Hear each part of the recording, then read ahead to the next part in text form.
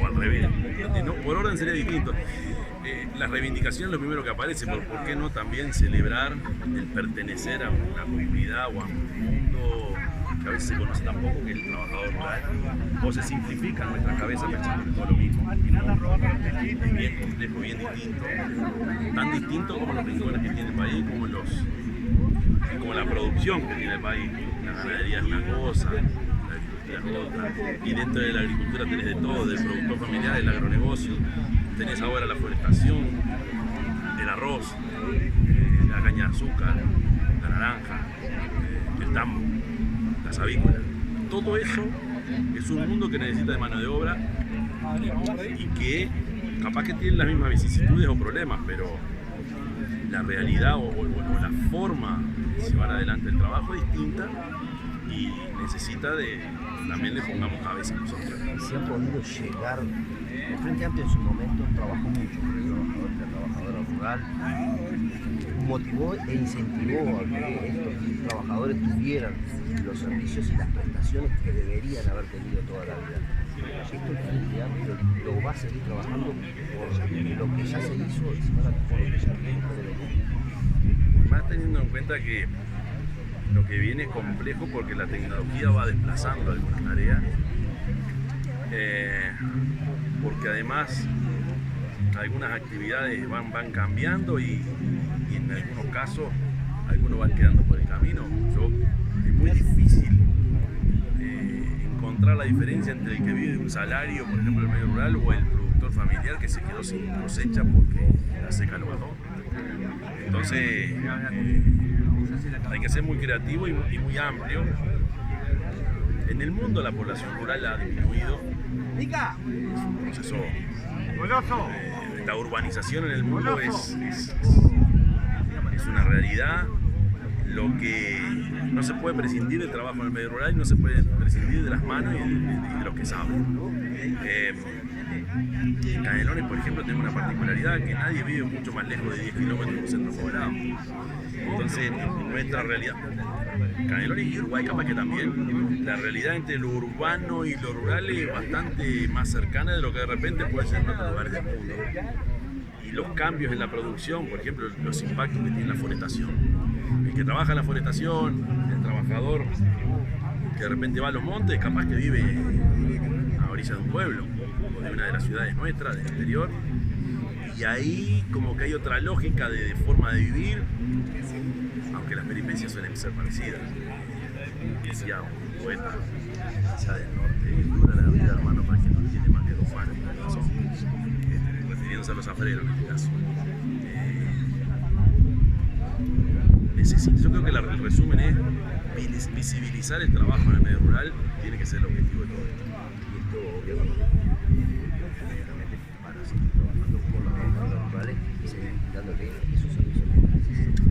Claro, los servicios y a su vez imaginarnos el futuro y las alternativas del futuro. Cuando la tecnología avanza, ¿qué pasa?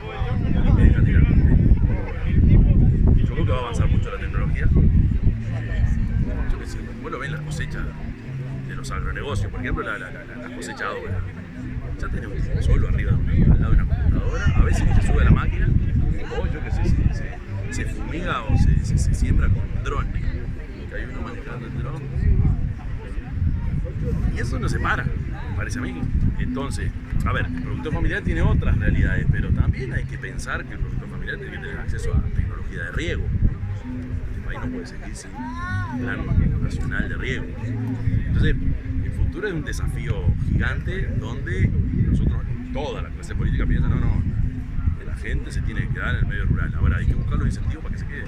Y ahí hay otros actores, por ejemplo, la educación juega un rol fundamental. Las escuelas rurales son faros fundamentales y que a veces, si lo pensás con cabeza de economista, de ras, es más bien con cabeza de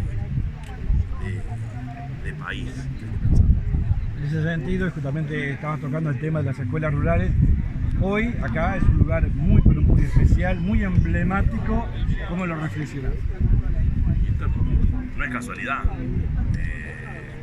Este espacio, por el que se organiza la fiesta de la chacra anualmente, mostrando lo que es la vida del chacarero y no no de cualquier actor rural, sino chacarero, es un espacio de la educación primaria. Y aquí hay una escuela rural que en algún momento hasta se jugó la ropa por su continuidad, porque se saca la cuenta cuántos alumnos hay, si rinde, cantidad de maestros.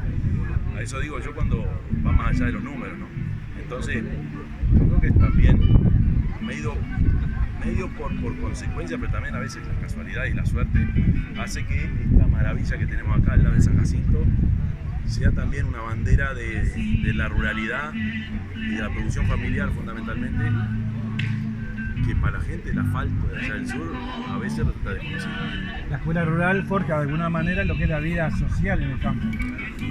Toda, ahí se dan los fomentos rurales también, pero que tiene que ver con lo productivo. La escuela es el centro de reunión. Bueno, el hecho de que llegara la conectividad a la escuela o el tema de la energía. Nosotros, por ejemplo, cuando la seca pega a lo largo no en el verano puro donde no hay clases, sino cuando la seca empieza a pegar en el año lectivo, los primeros que piden a los que hay que atender son las escuelas rurales que tengan el agua potable porque se secan los pozos. Entonces esa realidad tan nuestra, tan distinta que son las escuelas rurales, son como los nuditos de una red que tenemos que pelear para que no se rompa. Se acaba de votar algo que supuestamente se señala por parte del Frente Amplio, que el partido de la coalición, el Frente Amplio no lo quiere poner sobre la mesa. El tema de la reforma de la seguridad social. ¿Qué análisis? El Frente siempre, a ver, yo no recuerdo que el Frente haya planteado que este tema no es un tema poner sobre la mesa. Hace años que se viene viendo que hay que revisar toda la seguridad social, no solo la jubilación, pero bueno, esto es jubilatorio, esto es edad de retiro y un poco más. El tema de la sostenibilidad del sistema, todo eso, ¿no? Yo me acuerdo de la primera discusión que tuvimos por allá en los 90, el tema de la AFAP, que está en un segundo capítulo. No, hay que discutirlo y hay que analizarlo. Yo creo que no lo niega nadie. El tema es cuáles son las herramientas, cuáles son las medidas. Evidentemente, quedó claro que la coalición de gobierno, que al principio se decía que tenían todo un acuerdo y después la realidad mostró que no había acuerdo, presenta un proyecto con las modificaciones que la tensión política interna fue generando y es lo que terminó bajando. El Frente planteó su propuesta, no es real que no tuviera su propuesta. Ese mundo de los expertos famosos es bastante más plural de lo que se piensa y yo creo que me merecen todo el respeto a cualquiera de los expertos. También pido lo mismo del otro lado.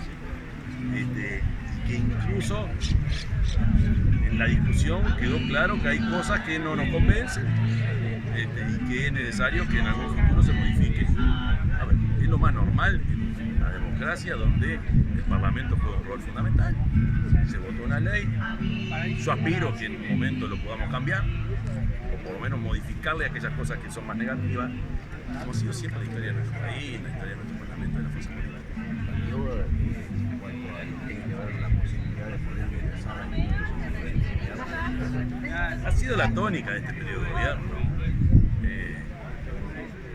Tenemos la mayoría del Parlamento, si te gusta bien, si no, mala suerte. Y un poco eso, y me parece que es negativo, y que, ojo, yo también hemos caído a veces en eso, que porque tener los votos ya está. Entonces lo primero es alinear tu tropa, y en ese esquema de blanco-negro, ahí sí se juega. Parece que no le hace mucho bien, pero bueno, pelearemos para que la realidad sea otra y donde vos puedas tener articulación dentro de tu principio y tu firmeza, también ver que otra cosa del otro debería ser bienvenida. El Frente Amplio es distinto de lo que era antes y lo que es hoy.